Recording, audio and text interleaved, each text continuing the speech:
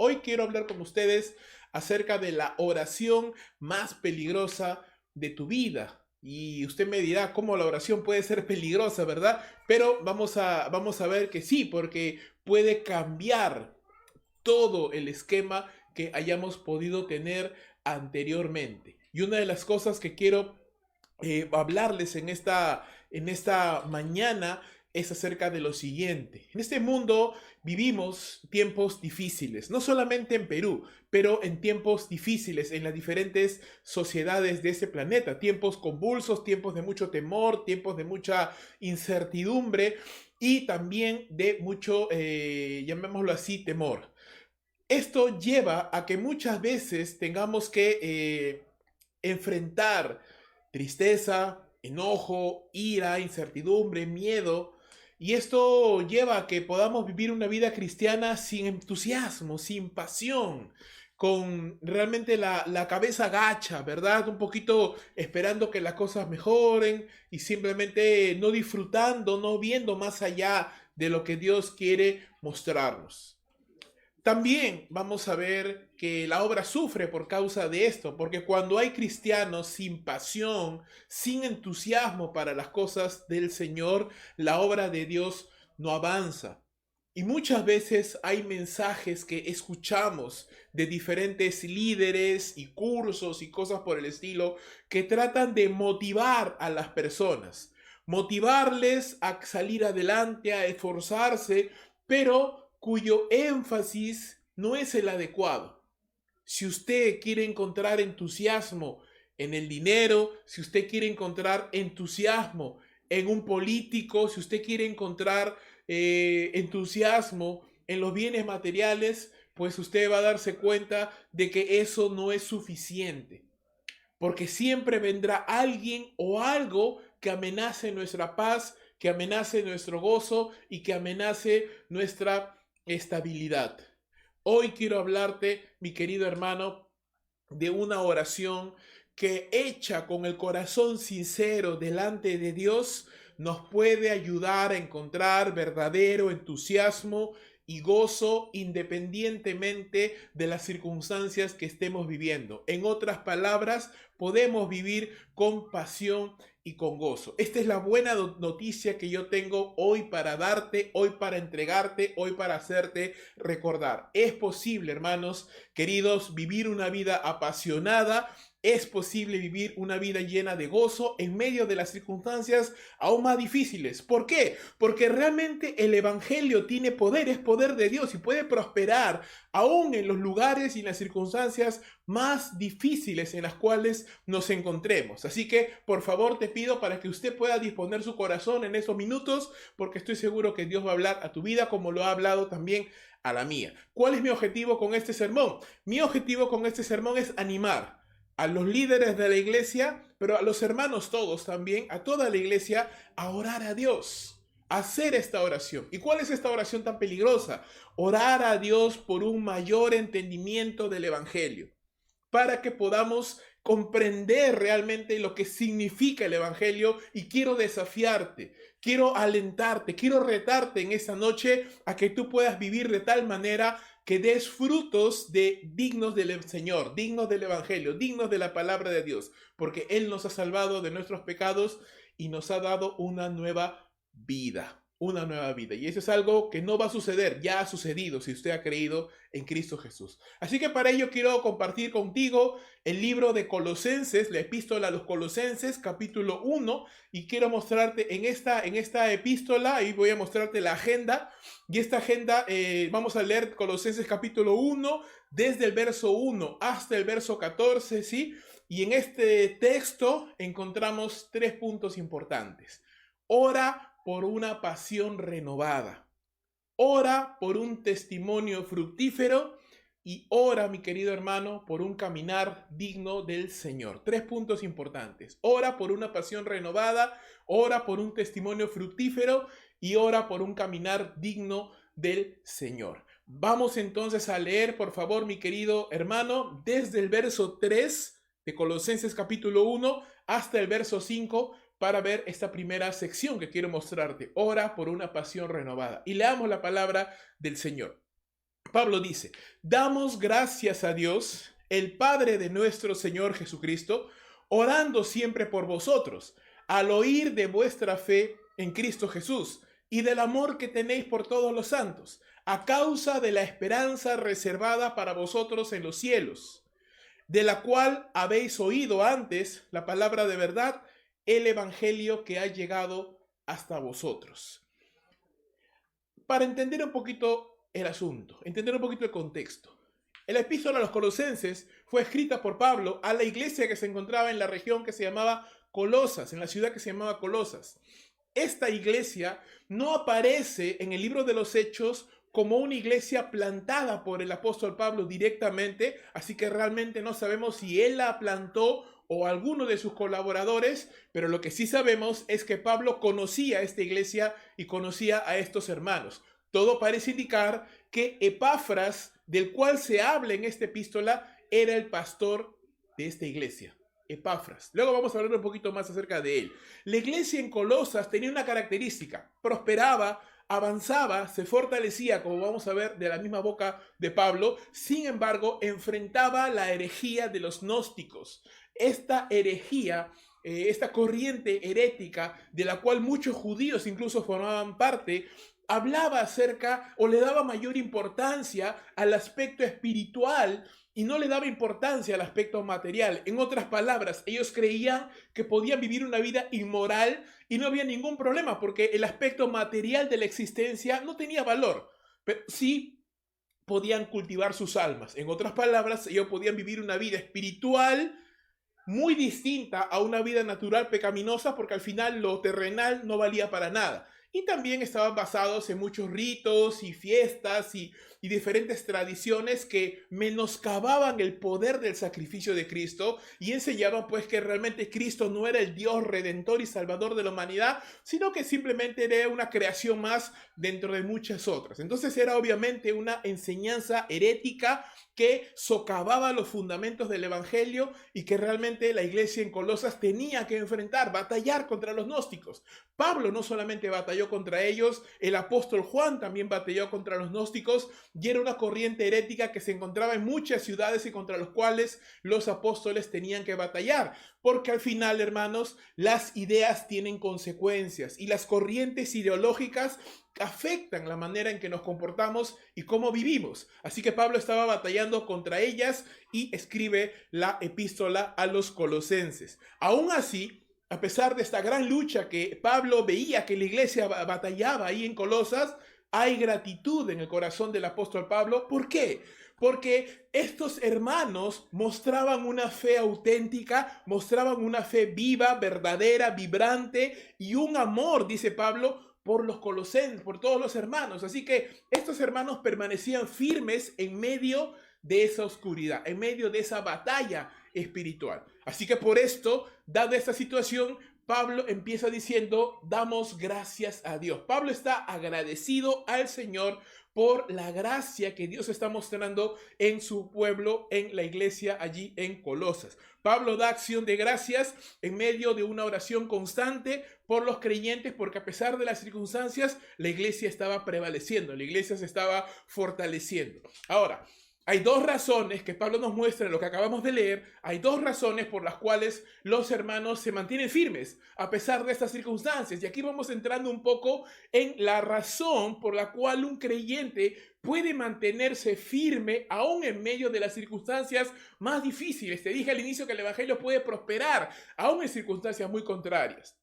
Y esa es la razón por la cual usted y yo podemos encontrar gozo aún en medio de todas las circunstancias. Pablo menciona dos razones. La primera, estos creyentes manifestaban una fe firme en Cristo Jesús, la cual brillaba en medio de la necedad de esa sociedad que se fundía en la herejía del gnosticismo. Y también estos colosenses manifestaban un amor profundo, dice un amor a todos los hermanos.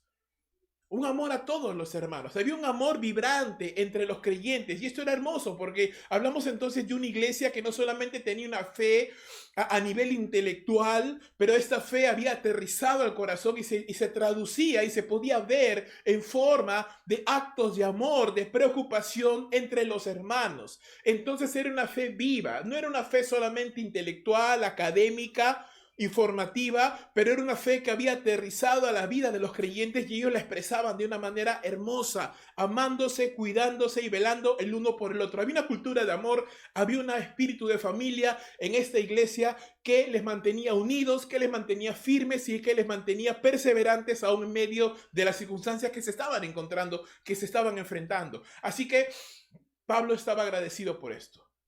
Pablo estaba agradecido por esto, pero vamos a escarbar un poco más allá.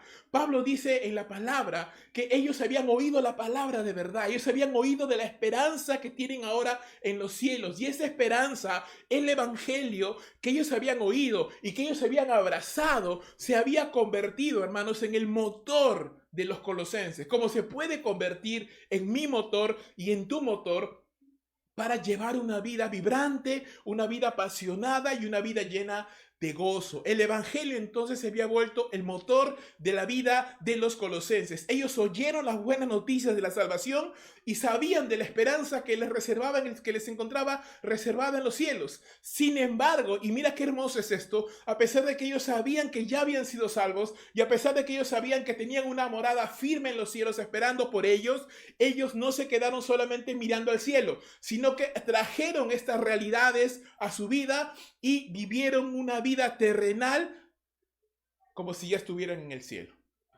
A veces el creyente va al extremo, ¿verdad? Va a uno de los dos extremos y los extremos no son buenos. El creyente va al extremo de vivir solamente pensando en el hoy, solo pensando en el trabajo, solo pensando en la familia, solo pensando en el dinero, en los aspectos materiales de la vida, que son importantes. Pero cuando usted se aferra a esas cosas y solo piensa en ellas, se olvida de que hay una realidad mayor, que hay una morada celestial esperando por usted, que hay una realidad espiritual, que hay una corona que está esperando a todos aquellos que sirvan y que vivan de una manera fiel al Señor. Y cuando nos vamos al otro extremo, entonces solamente estamos pensando en el cielo, solo estamos pensando en llegar a la presencia del Señor y nos olvidamos que vivimos en esta tierra. Entonces no vivimos y no somos testimonio y no podemos entonces alumbrar con la luz del evangelio a la gente que nos está rodeando. Por eso te digo, ninguno de los extremos es bueno.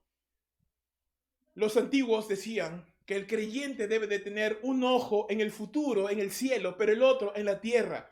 Estos creyentes colosenses de la iglesia de Colosas eran creyentes que vivían con los pies puestos en la tierra.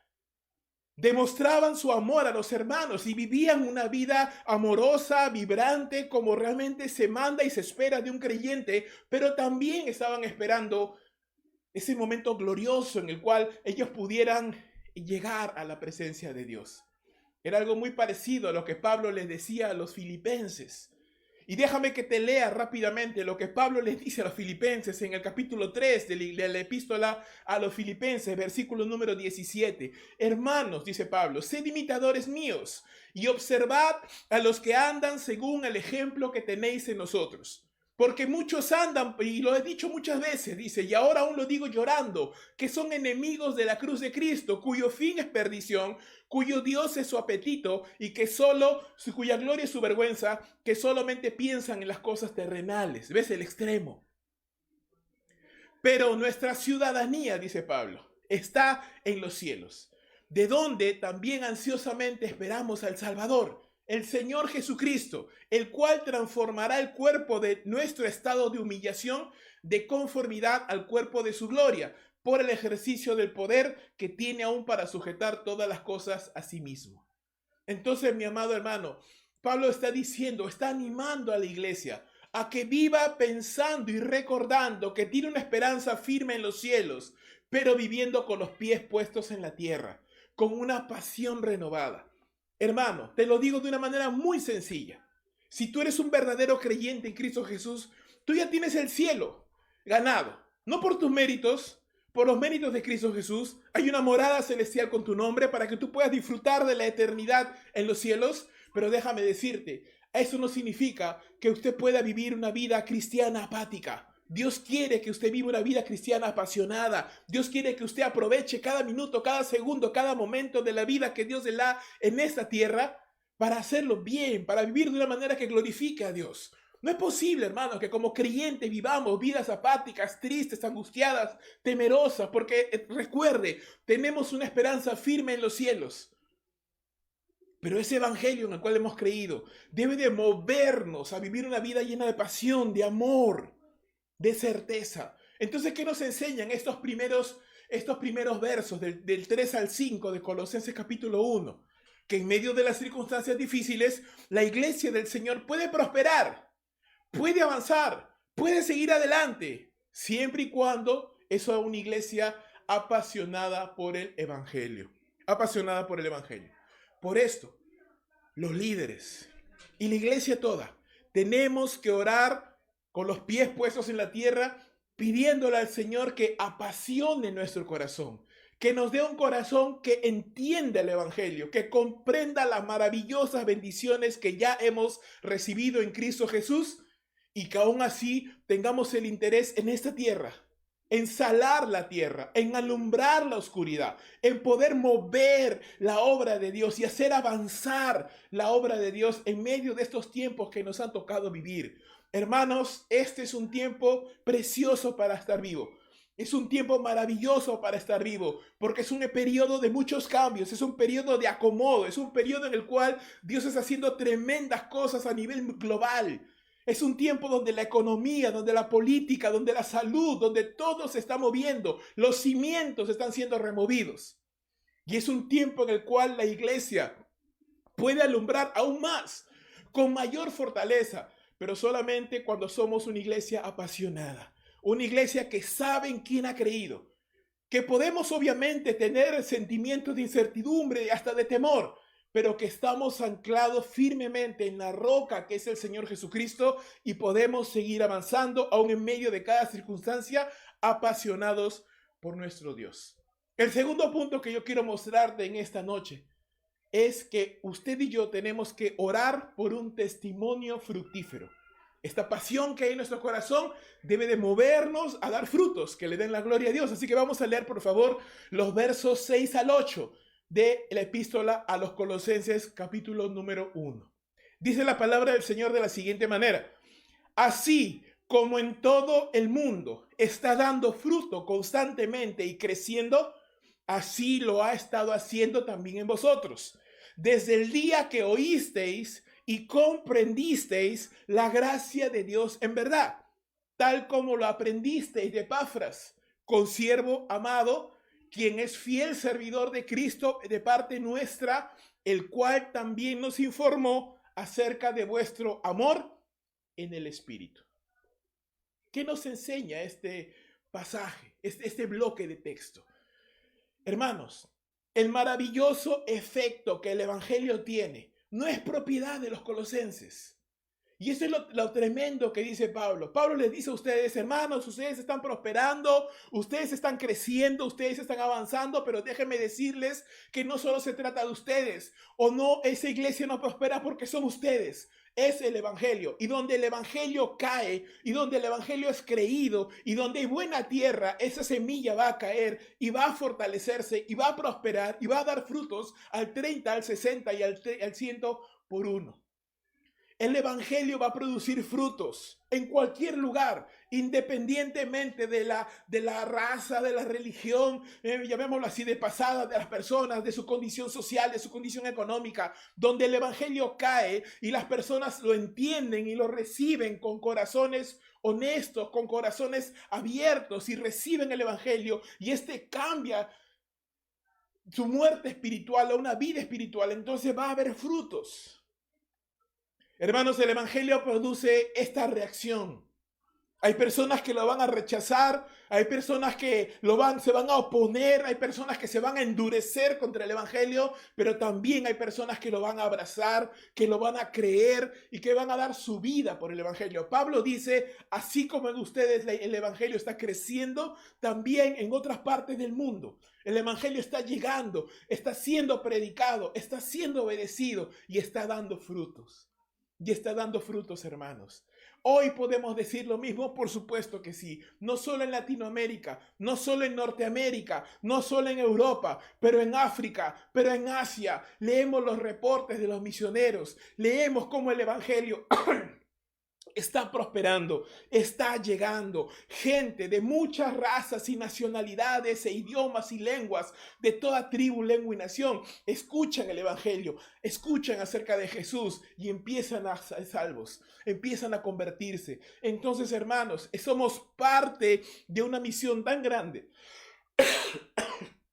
que va más allá de nosotros. El evangelio cruza fronteras. El evangelio cruza fronteras y da frutos constantemente en todo lugar donde haya un corazón dispuesto y que se abra al mensaje de la buena noticia de Dios. Y nosotros, hermanos, obedeciendo a la palabra del Señor, tenemos que ser sembradores de la palabra. Tenemos que ir y sembrar la palabra y ver dónde esa palabra da fruto e invertir en esas personas, enseñar a esas personas, discipular a esas personas. No podemos detenernos en 1 o 2 o 3 personas que no quieren dar frutos, que no quieren abrazar el evangelio, que se han acostumbrado a una religiosidad, que se han acostumbrado a un cristianismo de nombre, a un cristianismo nominal. No, el Señor nos ha mandado, la mies es mucha, el campo es grande, está blanco y listo para la siega. Tenemos que ir en pos de aquellos que sí oirán y sí escucharán y sí abrirán su corazón al evangelio. No nos podemos detener. Tenemos que pensar en términos de una visión mucho más grande, mucho más amplia. Quiero desafiarte, mi amado hermano y hermana, a que usted piense en términos de naciones, de etnias a los cuales podemos llegar con el evangelio. A pensar en términos de que Dios te puede prosperar para que tú recibas mucho más de lo que necesites y puedas sembrar en misiones para que más hombres y mujeres se levanten y puedan llevar el evangelio a muchas naciones donde gente sí va a escuchar, donde gente sí va a abrazar el evangelio. Con esto no significa que vamos a despreciar la comunidad local, pero hermanos, la verdad es esta: hay personas a las cuales les predicamos cientos de veces y no entienden. No quieren cambiar. No podemos despreciarlas, no podemos desecharlas, pero no podemos detenernos por 1, 2 o 3 personas que no quieren cambiar. Dejémoslos en las manos del Señor a esas personas. Oremos por estos hermanos o hermanas y sigamos adelante. La misión tiene que continuar. Estaba pensando mucho, hermanos, y considerando esta situación que estamos viviendo a nivel país, pero a nivel Sudamérica realmente. Y pienso que, hermanos, el Señor está sacudiendo este continente que por muchos años ha recibido la bendición de ser campo misionero para muchos americanos y de otras nacionalidades que han venido y han sembrado en esta nación su sangre, su vida, su dinero. Hemos sido un continente que durante años hemos recibido el evangelio. ¿Y qué hemos hecho con el evangelio, hermanos? Es tiempo de ser sacudidos para que nosotros ahora salgamos a las naciones. Y hermano, te digo una cosa, y esto es algo que retumba en mi mente y en mi corazón. Si la iglesia que no obedece Hechos 1:8, la iglesia, Dios le va a enviar Hechos 8:1. La iglesia que no obedece el mandato de la Gran Comisión, iglesia que va a sufrir de alguna forma persecución para salir a llevar la obra de Dios, porque la visión de Dios es una visión global. Y con eso estoy diciendo que tal vez este sacudón que estamos recibiendo a nivel de Sudamérica, a nivel de país, a nivel de, no solamente por la pandemia, pero por el contexto político que estamos viviendo, tal vez, mi amado hermano, es el principio de un mover de Dios para mover a la iglesia a que mire más allá de su ciudad y de su país, y que pensemos a pensar de manera global, y que pensemos a pensar de dejar nuestra comodidad y empezar a pensar: Señor, tal vez tú me quieres llevar a otra nación, tal vez tú me quieres llevar a otro continente, o tal vez tú me quieres utilizar para sembrar dinero en las naciones, para sembrar mis oraciones en las naciones, y empezar a pensar en esos miles de millones que aún no escuchan el evangelio. Sin importar el color de piel, vuelvo a repetir, y la condición de las personas, el evangelio trasciende toda frontera. Y así como funcionó en Colosas, funcionó en Filipo, funcionó en Macedonia, funcionó en Corinto, funcionó en Roma, funcionó en Berea, funcionó en Tesalónica, funcionó en muchos y otros, en Antioquía y en muchas otras ciudades y regiones donde el evangelio fue plantado. Es cierto, muchos se opusieron, muchos se endurecieron, pero también hubieron muchísimos que creyeron. E iglesias fueron plantadas y ancianos fueron levantados y obreros fueron enviados. Entonces, hermanos, quiero animarte, iglesia, a que empieces a pensar en términos globales, a que empieces a pensar en términos de la gran comisión, a que ya no pensemos en términos de mi iglesia local y mi puesto de ministerio allí por años. Quiero animarte a que empieces a orar y a pensar, Señor, ¿qué es ahora lo que tú quieres de mi vida? ¿Hacia dónde tenemos que ir con mi iglesia? ¿Qué nuevos campos tenemos que alcanzar? ¿Qué nuevas iglesias tenemos que pensar? Y claro, lo primero que uno piensa y lo primero que yo pienso es, Señor, ¿cómo vamos a hacer? ¿Con qué dinero? ¿Cómo vamos a poder lograr aquello? Pero yo no quiero centrarme y detenerme por esto, porque yo creo en un Dios que es dueño del oro y de la plata. Yo quiero creer que si nos alineamos al propósito de Dios, Él va a mandar la provisión necesaria.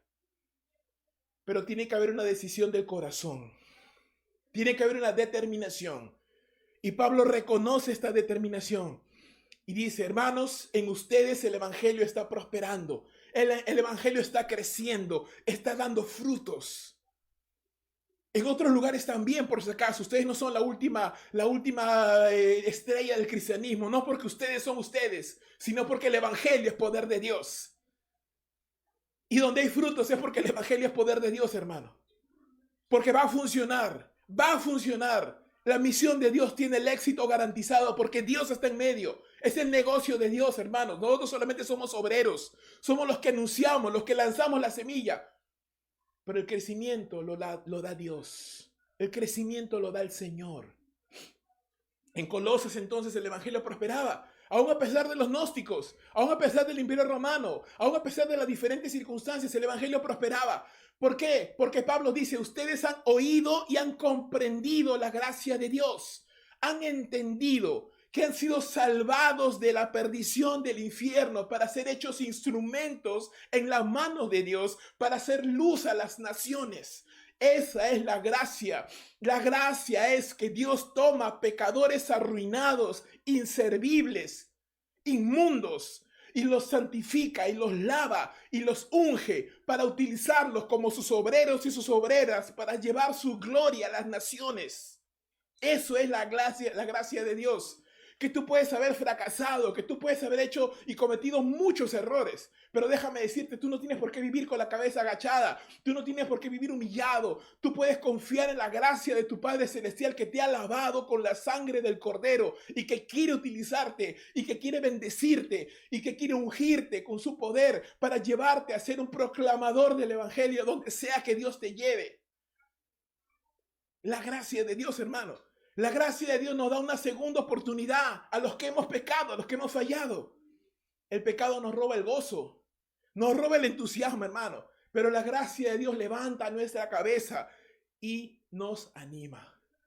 Quiero dejarte este pasaje donde Pablo habla acerca de la gracia de Dios. Mira lo que dice 2 Corintios capítulo 8, verso 1.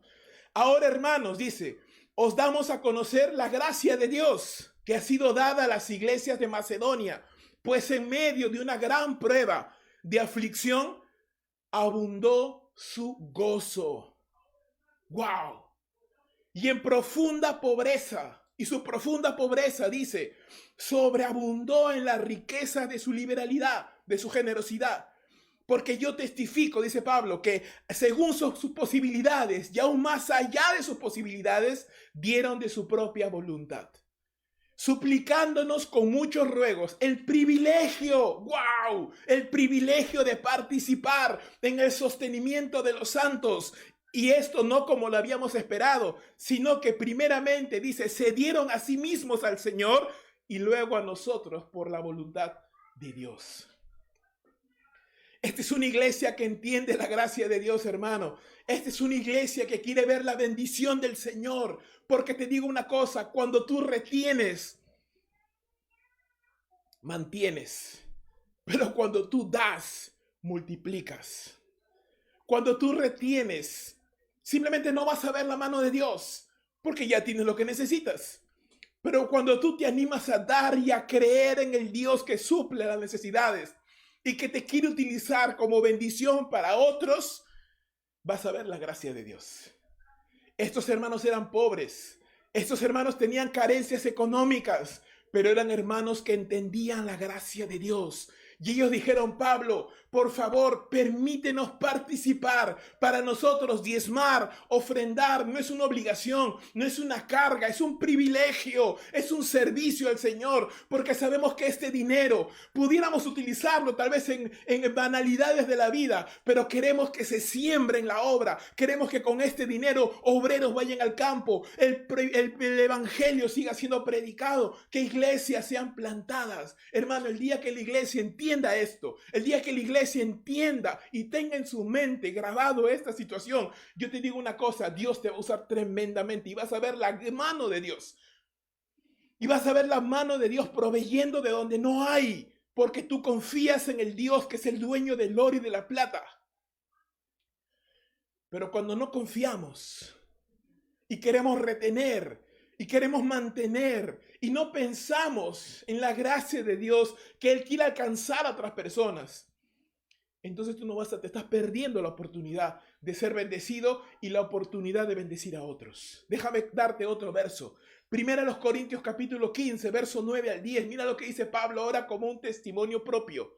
Pablo dice: porque yo soy el más insignificante de los apóstoles, que no soy digno de ser llamado apóstol, porque perseguía a la iglesia de Dios. Pero por la gracia de Dios soy lo que soy, y su gracia para conmigo no resultó vana. Antes bien he trabajado más que todos ellos, no yo, sino la gracia de Dios en mí. Entonces, hermano, la gracia de Dios no solamente te va a motivar a ser generoso y a dar porque tú entiendes que no mereces nada y quieres compartirlo que el Señor te ha dado con otras personas. Tú anhelas que el evangelio llegue a otras naciones, pero también por la gracia de Dios tú entiendes que eres un pecador inmundo, que no merecía servir a Dios. Yo entiendo que soy un pecador, que no merezco servir a Dios, que no merezco ser pastor, que no merezco predicar el santo evangelio, no merezco pararme delante del pueblo de Dios, no lo merezco, pero por la gracia de Dios soy lo que soy, mi hermano, y me esfuerzo. Y trato de dar lo mejor de mí, y trato de estudiar, y trato de dar lo más de mí. ¿Por qué? Porque es la gracia de Dios que me ha dado una oportunidad de poder servir, ser útil. Esa es una razón para apasionarse. Esa es una razón para vivir felices. Es una razón para tener gozo. Porque yo iba rumbo a la perdición, pero Dios me salvó. Y como dice Pablo en 1 Timoteo capítulo 1, me tuvo por fiel, poniéndome en el ministerio, habiendo sido yo blasfemo. Por eso al Rey, soberano y Señor, dice toda la gloria, toda la alabanza, hermano. Yo no quiero preguntarte qué eras tú antes de Cristo. Tú lo sabes. No me importa lo que haya sido tú antes. Me importa lo que Dios quiere hacer de ti ahora y mañana. No pensamos en las cosas que hicimos antes. Queremos mirar lo que Dios hizo contigo y conmigo, lo que puede hacer mañana. Tremendo, hermano. Entonces esa gracia de Dios y este entendimiento que los colosenses tenían no venía por arte de magia. Ellos habían recibido la enseñanza de parte de su pastor. Dice: ustedes lo recibieron de Epafras. Epafras se lo enseñó, él era el pastor. Y sabes, la gracia de Dios se manifiesta de muchas maneras. Y una de ellas es cuando Dios pone hombres en la iglesia para que enseñen la palabra de Dios. Esa es una muestra de su gracia, porque el Señor quiere instruirte, el Señor quiere capacitarte, el Señor quiere entrenarte, el Señor quiere direccionarte con la bendita palabra de Dios y pone hombres que te enseñen las sagradas escrituras, que te abran el evangelio y te lo hagan conocer. Pablo da testimonio de Epafras y dice: este hombre es un amado consiervo, dice. Lo consideramos un compañero, un siervo de Dios, alguien que era un fiel servidor de Jesús, enviado por Pablo para ministrar a los colosenses y a pastorearles. En otro sentido, hermanos, Epafras era un regalo de la gracia de Dios para la iglesia en Colosas. Y por medio de Epafras, los colosenses recibieron la instrucción y recibieron la enseñanza. ¿Y sabes qué es lo precioso? Estos hermanos se sujetaron a su pastor, escucharon con oídos obedientes, abrazaron la enseñanza, la pusieron en práctica y por ende la iglesia empezó a prosperar. Hermano, la iglesia no prospera solamente cuando uno o dos o tres están adelante. Prospera cuando toda la iglesia tomamos la decisión de obedecer, tomamos la decisión de caminar en unidad, tomamos la decisión de seguir la visión, tomamos la decisión de ser obedientes a la palabra del Señor. Y esto produce gozo en los siervos, esto produce gozo en los pastores, esto produce gozo en Epafras, porque lo que los pastores queremos es que la iglesia avance, lo que los pastores queremos es que los creyentes crezcan, es que lo que los pastores queremos es que los hermanos puedan madurar espiritualmente. Y tenemos tristeza en el corazón cuando los hermanos retroceden, cuando los hermanos no obedecen, cuando los hermanos no quieren caminar conforme a la voluntad del Señor. Y no es fácil, hermanos, es frustrante muchas veces. Pero Epafras, hermanos, estaba haciendo la obra en Colosas y la iglesia respondía. Y sabes, esto es algo maravilloso. Pablo estaba multiplicando su ministerio. Pablo no estaba físicamente en Colosas, pero Epafras estaba en Colosas y el ministerio de Pablo se multiplicaba en este hombre, que a su vez era entrenador de otros. Y qué hermoso es esto, hermanos, cuando entonces podemos multiplicar el ministerio y podemos entrenar a otras personas y podemos discipular a otras personas. En la iglesia estamos enseñando un curso de matrimonio sobre la roca y estamos para terminar. Pero ¿sabes cuál es mi deseo? Mi deseo no es solamente que usted tenga un buen matrimonio. Claro, yo quiero que usted tenga un buen matrimonio. Quiero que usted aprenda lo mejor de este curso y saque lo mejor y deseche lo malo, pero tome lo bueno de este curso y lo aplique en su matrimonio y tenga un buen matrimonio. Pero yo deseo de verdad y corazón, y es mi oración al Señor, que Dios levante matrimonios que ganen a otros matrimonios, que aconsejen con estas herramientas que han recibido, con este entrenamiento que han recibido, ganen a otros matrimonios, aconsejen a otros matrimonios, disipulen a otros matrimonios, para multiplicar el ministerio, para que la obra de Dios siga avanzando. ¿Qué nos enseña este segundo punto? Sujetémonos a nuestros pastores y líderes que nos enseñan la palabra de Dios, que nos enseñan el evangelio, y oremos. Oremos al Señor, hermanos, para que Dios, cuando recibamos la enseñanza, el Señor con su poder y su evangelio nos ayude a dar frutos. Que la enseñanza no se vuelva estéril en nuestro corazón. ¿Y sabes de qué depende eso? Depende de la tierra. La semilla es la palabra de Dios. La semilla es perfecta, pero la tierra es nuestro corazón. Y si nuestro corazón es una tierra mala, la semilla no va a dar fruto o se va a ahogar. Pero si nuestro corazón es buena tierra, entonces la semilla va a dar su fruto, a 30, a 60 o a 100 por uno. Eso nos lo enseñó el Señor Jesucristo, ahí en la parábola del sembrador, Marcos capítulo 4. ¿Qué tengo que orar? Señor, haz que mi corazón sea tierra buena.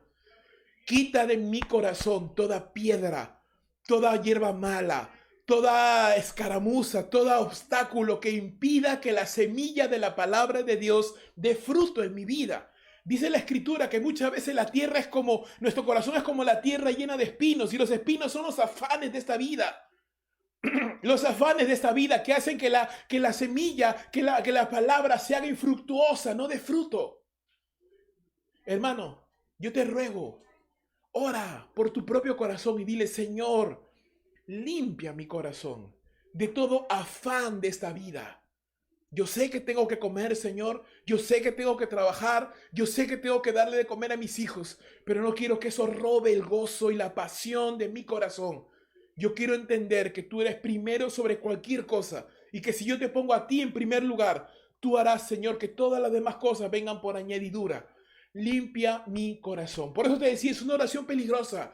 Porque si usted ora y le dice, Señor, dame una pasión por el evangelio, Señor, dame un corazón limpio para que tu palabra dé fruto, te digo una cosa, Dios lo va a hacer, hermano, porque esa es una oración conforme a la voluntad de Dios. Y Dios te va a transformar, Dios te va a cambiar la mente, Dios va a cambiar tu corazón, Dios va a hacer que tú aún te vuelvas una persona osada para el evangelio, una persona que crea, una persona que tome decisiones que al mundo le parecen locura, pero la locura de Cristo, la locura de Cristo, decisiones de fe y de bendición. Tercer punto, ora por un andar digno del Señor.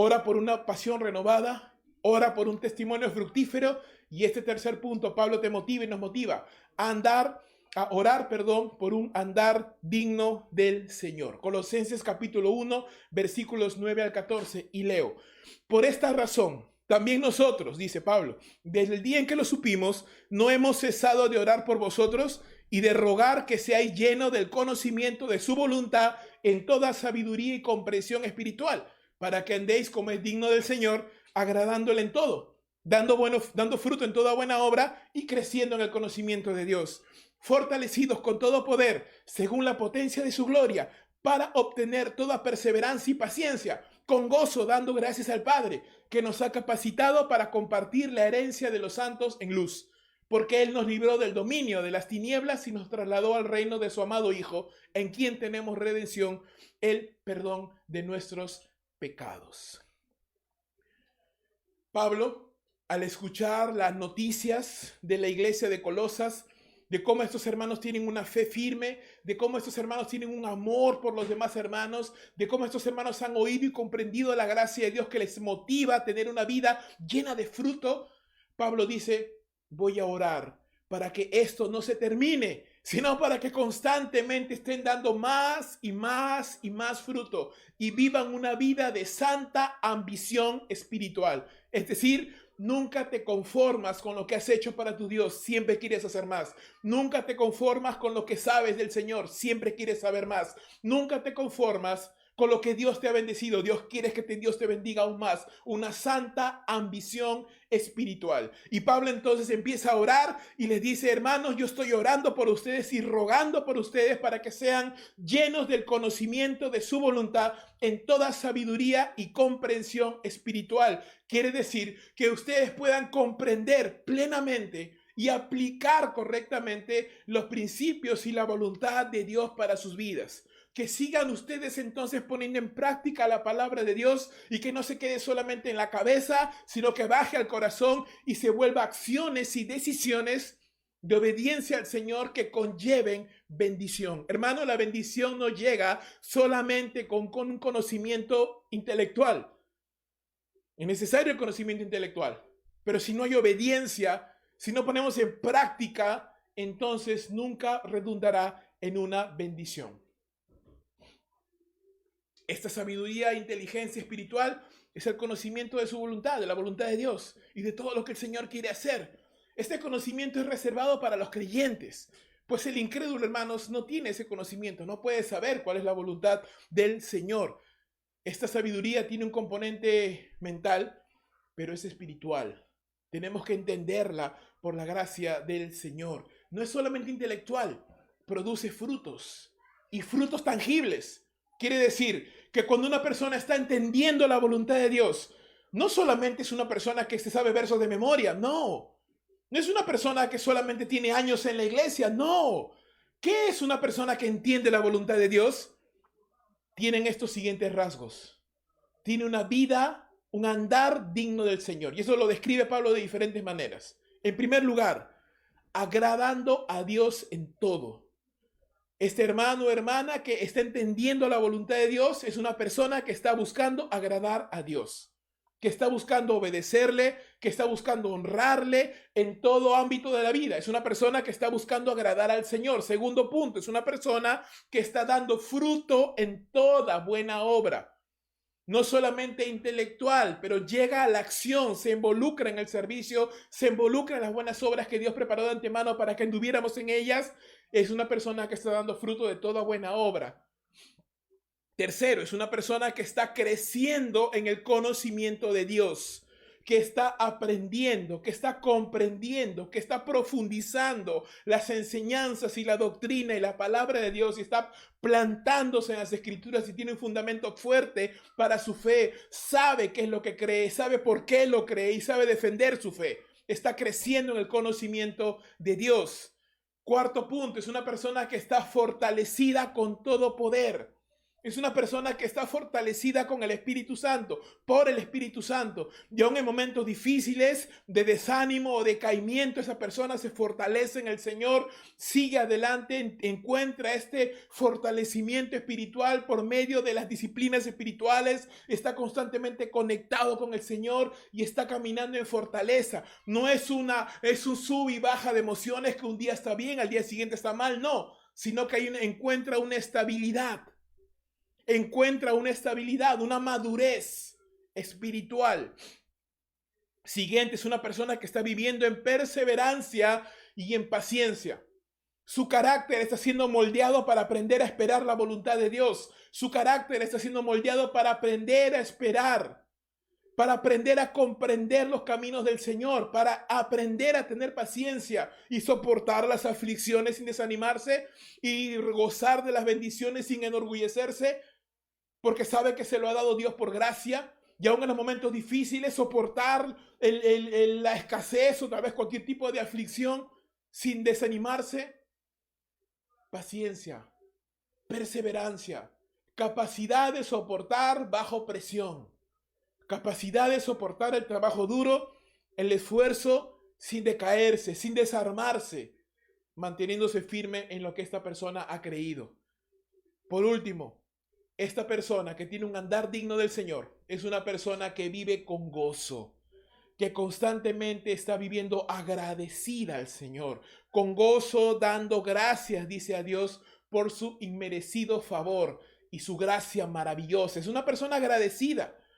Es una persona que tiene el corazón lleno de gratitud hacia Dios, que está sirviendo al Señor, que comprende cada vez más el Evangelio, que está compartiendo lo que sabe, que está amando a otras personas, que tiene acciones de buenas obras con sus hermanos, con el mundo, que entiende la voluntad de Dios, que espera en la voluntad de Dios, que tiene paciencia, que toma decisiones sabias. Es una persona, hermanos, que está viviendo de una manera digna del Señor, que cree en Dios, que está avanzando en su misión. Es una persona, hermano, donde el Evangelio puede brillar. No ocultes el Evangelio, hermano. Haz brillar la luz del Evangelio. ¿Y cómo lo vas a hacer brillar? ¿Por cuántos versos bíblicos sepas de memoria? No necesariamente. Por supuesto, es necesario memorizar la palabra de Dios. Pero si eso es lo único que tienes en tu vida, déjame decirte que aún te falta mucho. Porque el Evangelio tiene que producir frutos de cambio en tu vida. En otras palabras, si tú estás esperando que la llamada del pastor te motive para que seas un buen cristiano, tú estás equivocado. Si tú estás esperando que gane tal o cual candidato para que tú te motives en el Señor, usted está equivocado completamente. Si usted está esperando que conseguir un nuevo trabajo o tener más dinero o casarte para recién motivarte en el Señor, usted está completamente equivocado. Si usted está esperando la prédica del domingo o escuchar a un pastor muy reconocido o un orador internacional para recién sentirte animado, usted está completamente equivocado.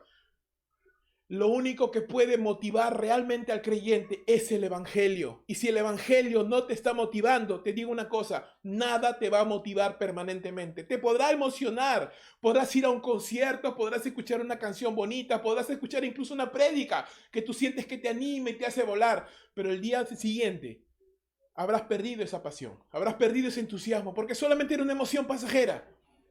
Pero si tú abrazas el Evangelio, y lo conoces y lo escudriñas y lo crees y lo estudias y te maravillas con el hecho de que Dios te salvó, te redimió, como dice Pablo en las siguientes líneas, te trasladó al reino del reino de las tinieblas, al reino de su amado Hijo. Te cambió, te vistió de ropas nuevas, limpió tu pecado, cambió tu corazón, mudó tu mente, te dio la mente de Cristo, puso su espíritu dentro de ti, escribió tu nombre en el libro de la vida, te sentó en los lugares celestiales con Cristo Jesús, te hizo resucitar a una nueva naturaleza, te libró de la vana manera de vivir de nuestros padres que habíamos heredado y te ha dado un nuevo norte, te ha declarado sacerdocio, real sacerdocio, linaje santo, pueblo escogido de Dios. Entonces tú entiendes realmente que Dios te ha dado una segunda oportunidad para hacer bendición a este mundo. Que Dios te puede usar, que Dios puede poner palabras en tu boca, que Dios puede influenciar tu mente, que Dios puede darte el potencial para escribir grandes cosas para la gloria de Dios, que Dios te puede dar potencial para pastorear, para liderar, para predicar, para ser un buen padre, para guiar a tus hijos en el evangelio, para enseñar a los niños, a los jóvenes, a los adultos, para ser un empresario exitoso y que puedas tener muchas finanzas para dar a la obra de Dios. Dios te quiere utilizar, Dios te quiere bendecir. Hermano amado, pero si usted no tiene ese testimonio, si usted no tiene ese entusiasmo, si usted no tiene esa pasión y usted está solamente esperando el domingo para sentir un poquito de oxígeno para aguantar toda la semana, déjeme decirle, usted se está perdiendo lo mejor de la vida cristiana. Dios quiere que usted viva una vida de entusiasmo. Y con eso no estoy diciendo que usted no congregue los domingos, no tiene que congregar los domingos. Pero Dios quiere que usted esté emocionado y entusiasmado, no solo el domingo, el lunes, el martes, el miércoles, el jueves, el viernes, el sábado, los siguientes 3 meses, los siguientes 5 años, toda tu vida. Dios quiere llamarte a que vivas una vida de entusiasmo, de pasión, que pienses más allá de tus limitaciones, que pienses más allá de lo que no tienes y empieces a pensar, Señor, ¿qué es lo que tú quieres que yo haga? ¿Hacia dónde me quieres mover? ¿Qué es lo que tú quieres que yo esté haciendo para la gloria de tu nombre? Yo quiero agradarte, yo quiero honrarte, yo quiero bendecirte. Ese estilo de vida es la razón por la cual la iglesia es indestructible y puede prosperar. Las dictaduras no pueden acabar con la iglesia del Señor. La escasez económica no puede acabar con un cristiano que confía en su Dios. Aún la enfermedad no puede callar a un cristiano que cree en el Señor. Ni la prisión ni la muerte, nada realmente puede acallar a un cristiano, a una cristiana que realmente cree en su Señor y confía en su Señor.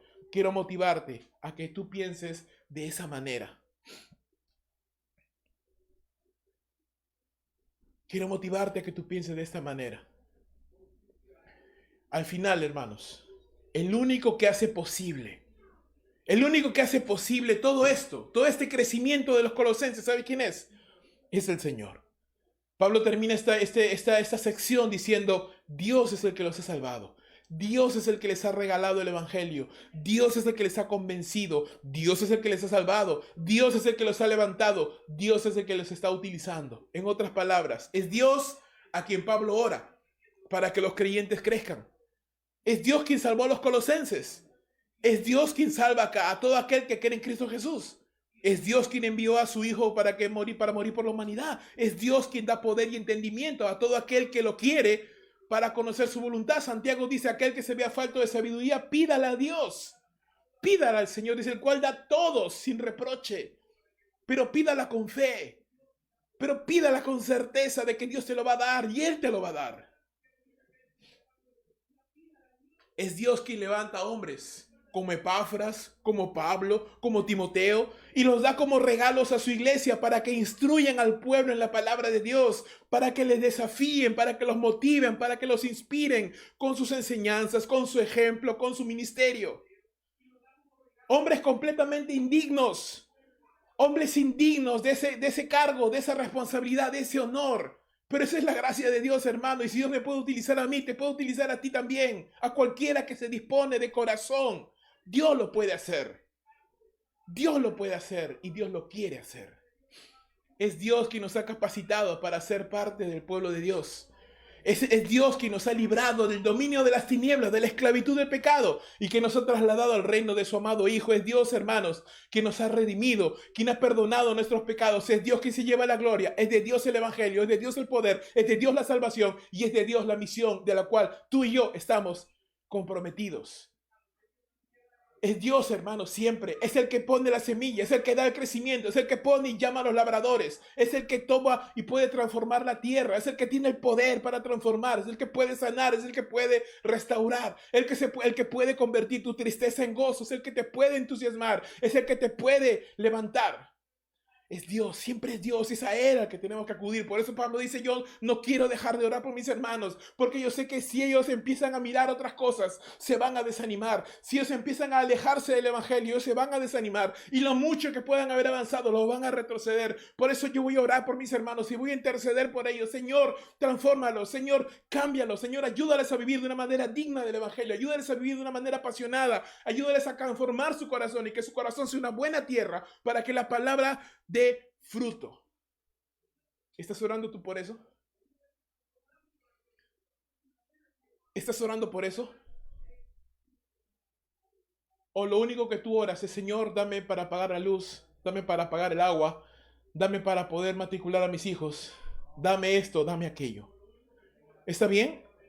No decimos que no podemos orar por esas cosas, pero esta es la oración más peligrosa de tu vida. Porque si tú le pides al Señor de corazón, Señor, dame una pasión por ti, por el Evangelio. Señor, haz que mi vida sea una vida fructífera. Que la gente pueda ver mi vida y vea una vida transformada. Y si realmente, Señor, te pido que me des un caminar digno del Evangelio, Dios lo va a hacer. Y eso significa que tu vida va a cambiar por completo. Tu vida va a cambiar por completo. Esa es la oración más peligrosa del mundo. Oremos, hermanos, para que el Señor nos ayude a vivir de una manera digna de Dios. Una oración así siempre será respondida por el Señor, hermanos. Una oración así siempre será respondida por el Señor. Termino. ¿Estás viviendo una vida de gozo y pasión? Examínate, mi amado hermano, hermana. ¿Estás viviendo una vida de gozo o estás viviendo con la cabeza agachada? Tal vez te has equivocado, tal vez has pecado. ¿Quién no? Pero Dios no quiere que vivas con una cabeza agachada. Dios no quiere que vivas avergonzado. Dios quiere levantarte y en su gracia darte una segunda oportunidad. Examina tu corazón, mi amado hermano. ¿Estás viviendo sin gozo, sin pasión? Los días para ti son simplemente días más que pasan. No estás expectante por lo que Dios quiere hacer en tu vida. No tienes expectativa de cada día. Señor, ¿qué traerás para mí este día? ¿Qué traerás para mí esta semana? ¿Qué quieres que haga en este año? Señor, me siento estancado. Quiero avanzar más. Quiero crecer. Quiero seguir creciendo en tu gracia. Te animo a que ores a Dios y busques en su palabra para que el Evangelio sea el motor de tu vida, lo que te motiva, lo que te inspira, lo que te alienta, lo que te desafía. No solo a conocer más el Evangelio, sino a compartir más el Evangelio y a ver el Evangelio obrar en la vida de otras personas como lo está haciendo también en tu vida. Nada ni nadie te puede apasionar más que el Evangelio. No hay nada en esta tierra. Si el Evangelio no te puede apasionar, hermano, nadie más lo va a hacer. Evalúa tu corazón. ¿Estás viviendo una vida de frutos que agraden a Dios? Si es así, te animo a que ores al Señor y sigas dando frutos. Sigue adelante. Sigue creciendo. Pero si no, mi hermano, ora al Señor. Porque te digo un secreto de la palabra de Dios. El árbol bueno da frutos buenos. No puede haber un árbol bueno que dé frutos malos. O un árbol bueno que no dé frutos. El árbol bueno da frutos buenos. Puede ser muy duro lo que estoy diciendo, pero es lo que dice la palabra del Señor. El árbol bueno da frutos buenos. No da frutos malos o se queda sin dar frutos. El árbol bueno siempre estará dando frutos. Examina tu corazón si estás dando frutos para el Señor. Examínate. ¿Estás creciendo en conocimiento y en sabiduría? ¿Vives agradecido a Dios por todo lo que el Señor ha hecho por ti? ¿Dónde está tu mirada? ¿Solo en las cosas de este mundo? ¿Solamente en el cielo? ¿O estás viviendo una vida equilibrada, esperando el precioso tiempo de tu encuentro con el Señor, pero haciendo todo lo que esté de tu parte para servirle aquí en esta tierra? Ora al Señor y comprométete en tu crecimiento espiritual. Da frutos. Crece.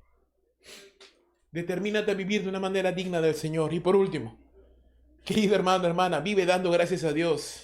Sé agradecido con el Señor, mi hermano, con todo lo que el Señor ha hecho por tu vida. Cómo te ha sostenido, cómo te ha ayudado, cómo te ha lavado, cómo te ha sanado hasta el día de hoy, cómo lo seguirá haciendo mañana.